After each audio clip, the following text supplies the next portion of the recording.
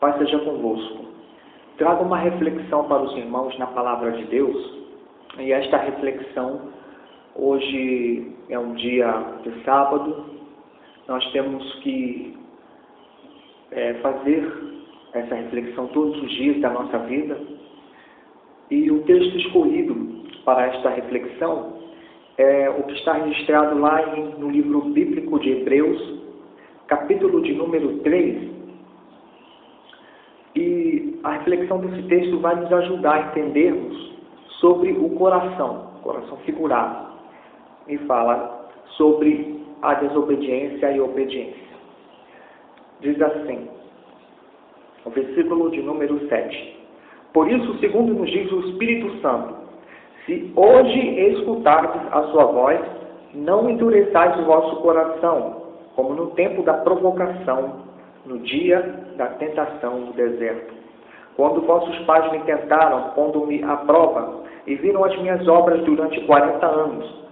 Por esta causa, me indignei contra esta geração e disse, sempre se deixam seduzir no seu coração, e não conheceram os meus caminhos. Assim, pois, jurei na minha ira, não entrarão no meu repouso. O 12. Vede, irmãos, que não haja em nenhum de vós um coração incrédulo e infiel para apartar-se do Deus vivo. Antes, exortai-vos uns aos outros cada dia, enquanto dura o dia que se chama hoje, para que nenhum de vós seja amortecido, enganado pelo pecado.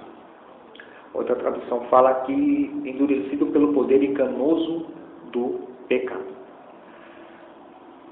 O escritor bíblico de Hebreus, ele fez uma viagem ao passado e falou sobre a rebelião dos israelitas, quando eles se rebelaram com Moisés.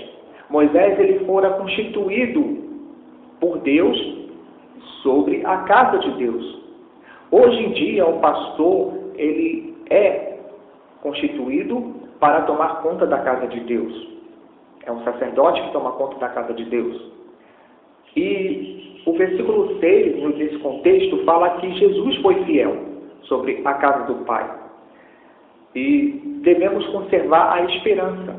Mas o versículo seguintes falam que eles se deixaram se seduzir no coração. E o texto, ele bate sobre o coração. Ele sempre entra na questão do coração. O coração, na Bíblia, ele é figurado. Ele representa o nosso coração literal. O nosso coração literal, ele, como todos conhecem muito bem, ele é o responsável por bombear o sangue para o corpo. É responsável por nutrir o sangue para o nosso corpo, para a distribuição do sangue. Ele é responsável pela circulação. E quando algumas das artérias ficam entupidas ou, entre aspas, endurecidas, é necessária uma intervenção cirúrgica. Uma cirurgia para desobstruir essa artéria. Mas o coração, ele, segundo Jeremias, capítulo 17, versículo 9, o coração é traiçoeiro, mais do que qualquer outra coisa está desesperado, quem o pode conhecer? A única pessoa que pode conhecer o coração é Deus.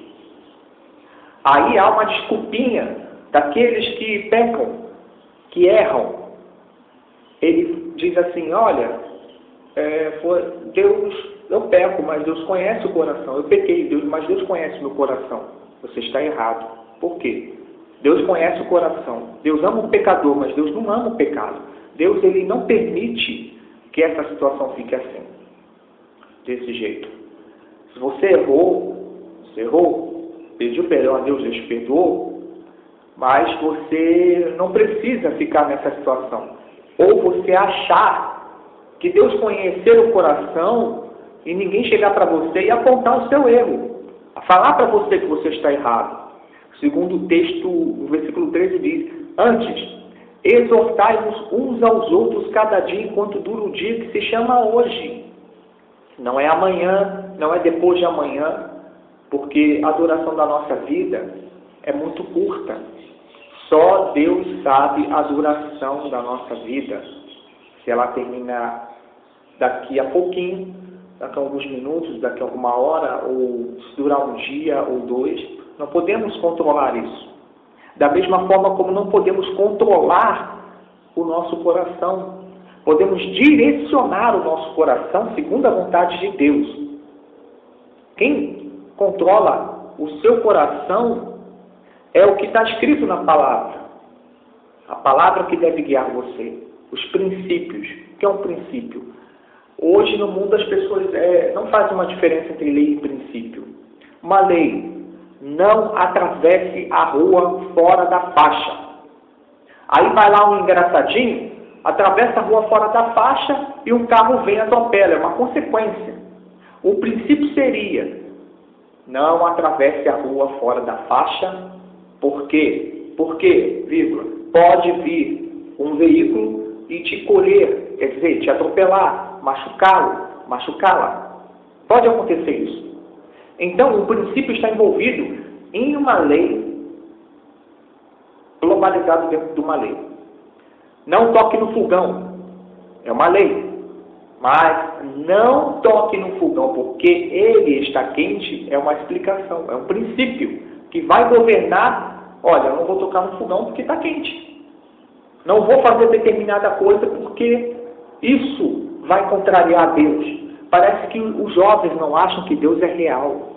Eles acham que Deus não é real para eles. Eles não tiveram, então, o sentir Deus, o sentir a presença de Deus, o sentir que a nossa vida, nós não podemos governá-la por nós mesmos.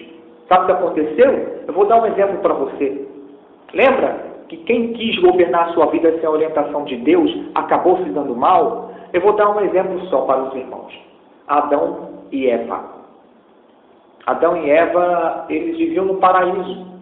Deus havia preparado o jardim do Éden para que eles pudessem povoá-lo e vivessem felizes. Não havia uma ideia de morte. Não havia um plano de Deus para a morte do homem. Não havia isso. Mas o homem preferiu desobedecer. Preferiu dizer assim: ó Deus, eu não preciso de você. Não preciso da tua orientação. Não preciso da tua luz. Não preciso de você. Não preciso de que o ser humano governe. Quer dizer, que Deus governe. E se nós, os seres humanos, governamos? Aí o diabo entrou. É realmente assim que Deus diz? Que deveis comer de toda a árvore do jardim? Aí você analisa. Deus não precisa me orientar na minha vida.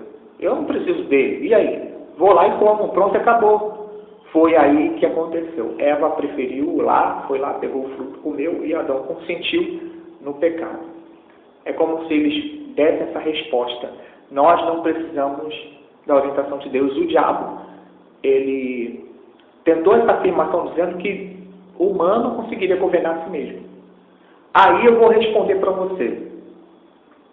Quando eles desobedeceram, eles se desplugaram, se desligaram da vida de Deus. O resultado é um exemplo. Vou dar um exemplo para vocês. O ventilador. O ventilador, ele gira. Mas se você desligá-lo, as pás começam a girar bem devagar, até acontecer o quê? Ela parar. E parando.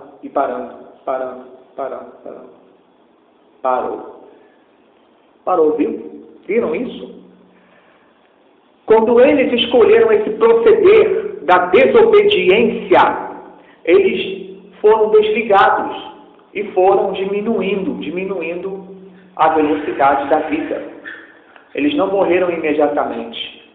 Eles foram se desligando completamente da vida. E resultado disso é que nós estamos sofrendo as consequências de trás. Escute uma coisa que eu vou falar. Você não pode fugir à consequência do seu erro. Você pode pecar, mas você não vai fugir da consequência do seu erro. Porque você não tem nenhum princípio na mente para você aplicar no seu coração. Você não lê a Bíblia, você não estuda a Bíblia. Como é que você vai pegar um princípio e transportá-lo para o coração se você não tem? Mente vazia é a oficina do diabo. Nesse momento o diabo está trabalhando na sua vida, trabalhando na sua mente. Fica ali duas confusões, dois seres habitando ali, dois seres rivalizando-se entre si, brigando entre si, dois seres brigando pela supremacia de governar a sua vida. A quem você vai dar ouvido? Dois anjinhos ali, ó. Anjinhos não, um diabo e um anjo. E um anjo. Aí você fica, eu vou. Ah, mas o que eu vou fazer que não vai? O F, filha. Deus está falando com você. Deus usa lá os pregadores lá na igreja, no altar. Usa o pastor para pregar, para trazer uma palavra poderosa, e o sujeito fica lá, ó.